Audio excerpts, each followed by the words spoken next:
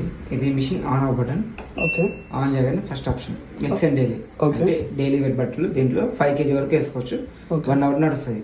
First second option cotton, ఇది full load.